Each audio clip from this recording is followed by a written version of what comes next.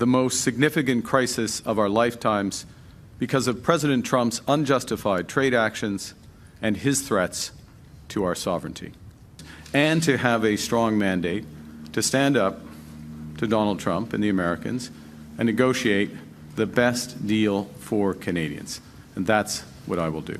Why are you throwing the country into an election in the middle of a tariff war? And if you think it's so necessary now, then why not make it longer so Canadians can really test drive you to see if you represent the change you claim to represent?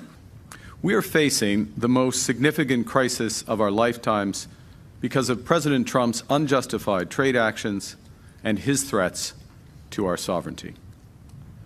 Our response must be to build a strong economy and a more secure Canada. President Trump claims that Canada isn't a real country. He wants to break us so America can own us. We will not let that happen. We're over the shock of the betrayal, but we should never forget the lessons. We have to look out for ourselves. We can control our destiny. We can have a new Canada built by us, for us. We can give ourselves more than any foreign government can take away. And the best way we can deal with this crisis is to build our strength here at home and help people who will be hit hardest by these tariffs. That's the right thing to do.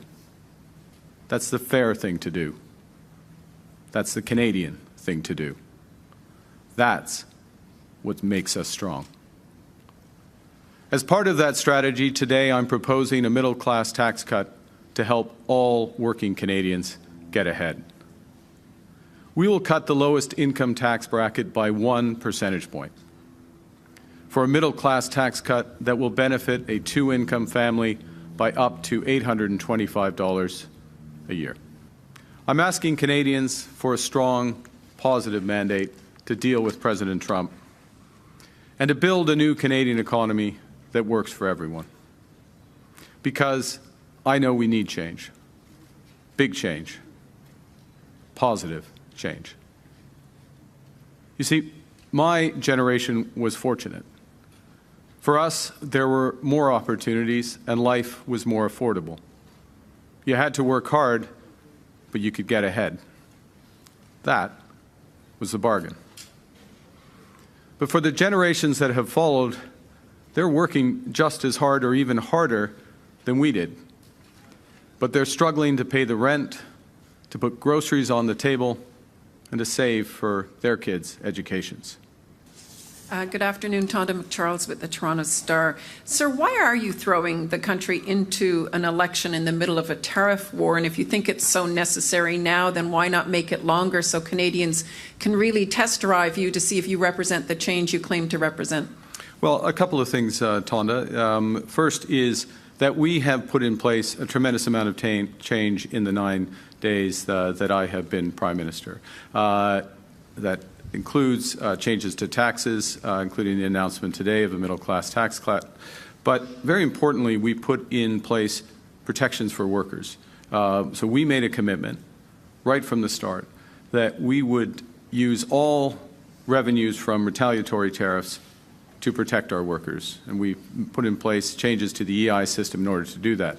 I note that Mr. Poilievre has taken that money and said he will use it for a tax cut. Doesn't care about workers being in place. We put in place protections for businesses through this period. We have shown the scale of our ambition in terms of creating what Canadians have asked for. And I've heard this time and time again across this great country. Canadians want one Canadian economy, not 13. They want us to break down those barriers. So we brought together the First Ministers, the Premiers of the provinces. We hammered out a consensus about achieving that. We're picking up on the model that Nova Scotia and others have put in place. We're making a commitment at the federal level to legislate the removal of all these barriers by Canada Day so we can have free trade by Canada Day. So we've done a lot, I could go on, but we've done a lot in the 9 days to put in place many of the foundations. But what's important is that the government has a mandate from the Canadian people to finish the job, of building that Canadian economy, to finish the job of diversifying our trading partners, and to have a strong mandate to stand up to Donald Trump and the Americans and negotiate the best deal for Canadians. And that's what I will do. After that meeting Friday night, you said you linked Pierre Poilievre's Conservatives to Elon Musk and Donald Trump's approach to cutting taxes, regulations, foreign aid. Mr. Poilievre's just staked out his own platform pitch to Canadians right now, today saying that he will stand up to Trump, that a liberal's still just a liberal. So on what basis can you fairly compare the Canadian Conservatives to Trump-style Republican Conservatives?